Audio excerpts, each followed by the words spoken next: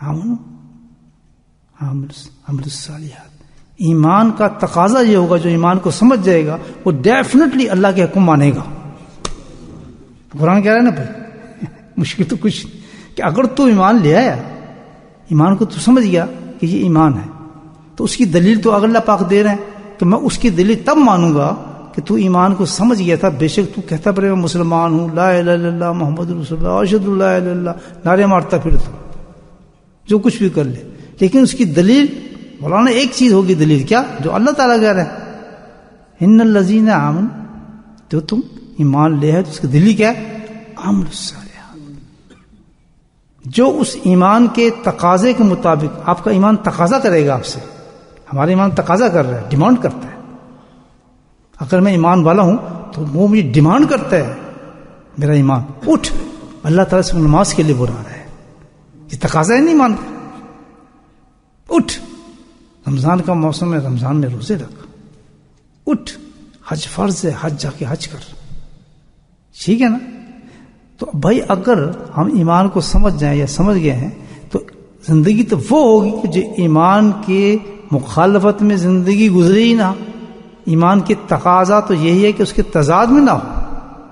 اس کے ساتھ جس کی زندگی گزر رہی ہوگی وہ کہے گا میں ایمان والا ہوں، آمنو. جس نے آمنو کہہ کے صحیح رات ڈرامے دیکھنے ہیں، مستیاں کرنی ہے، ہر کام غلط کرنا ہے، مجھے بتائیں وہ کہاں سے ایمان ہو گیا؟ اللہ کے نزدیک سے ایمان نہیں ہوگا. تو اس ایمان کو سمجھانے کے لیے میرے بھائیو، تاکہ ہم کوئی بہانہ نہ بنے، 1,24,000 سے بھی زیادہ صحابی پیدا کیے. سبحان اللہ. تھے یا نہیں تھے؟ ہر صحابی جو تھا ہمارے ایک مثال بن کے، مثال یہ دی اللہ کے نبی نے کہ چمکتے ہوئے کیا ہیں؟ ستارے ہیں. یہ نہ کہنا کہ یہ غلط ہے، کہتے ہیں یہ تو چمکتے ہوئے ستارے ہیں. ہر صحابی کا جس نے مجھے ایمان کے ساتھ دیکھ کے اسی حالت میں وہ اس دنیا سے چلا گیا، تو اس کا مقام یہ ہوگا کہ وہ اس ایمان کے درجے پر ہوگا کہ آپ کسی ایک صحابی کو پکڑ لینا، کسی ایک ستارے کو پکڑ لینا، اس کی روشنی لینا، آپ کامیاب ہو جائیں گے. اس سے بڑی تشریح کیا ہوگی؟ ابو ہریرہ رضی اللہ عنہ کا یہی ایمان تھا، مجھے پتا ہے. حضرت طلحہ کا یہی ایمان تھا، حضرت زبیر کا یہی ایمان تھا. ایک صحابی نہیں، جس صحابی کو آپ اٹھا کر دیکھیں، فیصلہ خود کرے ہمارے سے کہ میں ایک کام کر رہا ہوں اور پھر میں اپنے آپ کو میں ایمان والا ہوں، تو ذرا اس کا مقابلہ کر لے آدمی، تو تسلیم کر لے کہ میں اس وقت ایمان کے ساتھ معاملہ خراب کر رہا ہوں، اور کل کوئی بہانہ نہیں چلے گا، میں سمجھا نہیں ہوں، سمجھنے کی پوری دلیلیں بھی ہیں اور میں سمجھ بھی چکا ہوں. یہ تقاضا کیا ہے کہ بھائی میں جھوٹ کیوں بولتا ہوں سمجھانے. اور جس پہلی حد سے آدمی نہیں نکلا وہ کبھی بھی انسان عمل کو سمجھ ہی نہیں سکتا. عمل نہ کرنے کی وجہ کہ یہ ہے اللہ کے احکام، حلال کو حلال اور حرام کو حرام سمجھنا، دو چیزیں.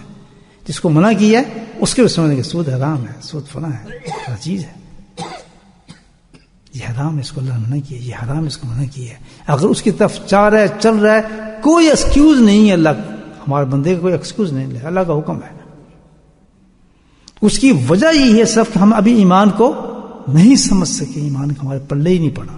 اگر ایمان ہوتا تو کسی حالت کے اندر بھی آ جاؤ میں اللہ کے احکامات کو ترک نہ کرتا، حرام کو حلال سمجھتا، حلال کو حلال سمجھتا. عجیب بات کہی. عمل کیا ہے؟ صالح. صالح عمل کس کو کہتے ہیں؟ جو بالکل مطابق نبی کریم سنت کے مطابق ہو. ایک تو ہوتا ہے عمل، ٹھیک ہے، میں نے نماز پڑھ لی اور پھر اب نماز تمہیں کر لی، کیا وہ نبی کریم کی شریعت اور سنت کے مطابق پڑھی ہے؟ جب اس کے مطابق ہوگی وہ نماز تو تب اس کو کیا کہیں گے؟ نماز صالحہ ہے. اگر سنت شریفہ کو ہم نکال دیں گے بیچ میں سے، بندوں سے شکلیں صورتیں، ہر چیز اپنی پسند کی چلے گی، اپنے معیار زندگی ہوگا، اپنی طرز زندگی ہوگا، اپنے کھانا پینا ہوگا، اپنی معاشرت ہوگی، تو وہ کیا ہوگا؟ عمل صالحہ نہیں ہو سکتا. لیکن چھوٹا سے بھی عمل آپ کر رہے ہیں اور اس کے مطابق دلیل سنت رسول صلی اللہ علیہ وسلم ہے تو باقاعدہ ایک بہت بڑا عمل بن جائے گا. اس کا مطلب یہ ہے عمل صالح کا مطلب. تو جو عمل ہی نہیں سمجھا وہ سنتوں کو کیا سمجھے گا؟ یہ سود کا آپ مکان لے لیں گے بڑے آرام سے. کیوں کہ یہ تو اس میں تو بڑی تکلیف ہوتی ہے، کرائے کے مکان میں تو فلاں یہ ہے. مجھے بتائیں کیوں؟ اگر پتہ ہوتا کہ سود لینا ایسا ہے کہ جیسے اللہ تعالیٰ سے جنگ کرنا ہے. مجھے بتائیں اس کی اتنا بڑی سزا جس کی ہو، وہ تو ہزاروں مشکلوں کو برداشت کر سکتا ہے، کبھی نہیں لے گا کہ میں سود پہ کوئی کام کروں، سود پہ کوئی بزنس کروں، سود پہ کوئی دکان لوں، سود پہ کوئی کام کروں. کبھی نہیں کرے گا، سوچ بھی نہیں سکتا. کیوں؟ اس کو یقین ہوا کہ بھئی ایمان تقاضا دے رہا ہے کہ اللہ کا حکم یہ ہے کہ اس کو اللہ نے منع کیا ہے. تو پتہ چلا کہ ریوارڈ کی نہیں ہے پتہ.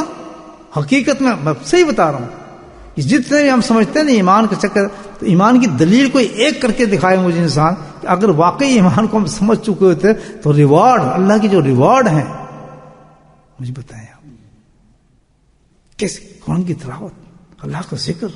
ابھی آپ جو بیٹھے ہیں یہ ریوارڈ نہیں اللہ کا؟ کم ریوارڈ ہے.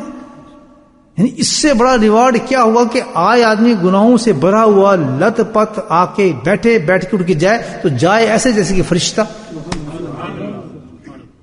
پتہ نہیں کیا ہم اس میں ہوگا اللہ کے ذکر میں، کون سی مشین ہوگی بھائی ہمیں تو پتہ نہیں. اللہ نے کہہ دیا کہ آؤ جس طرح بھی تم ذکر کے اندر، لیکن جاؤ گے ایسے نہیں، جاؤ گے ایسے کہ میں تمہیں بخش دیا. سبحان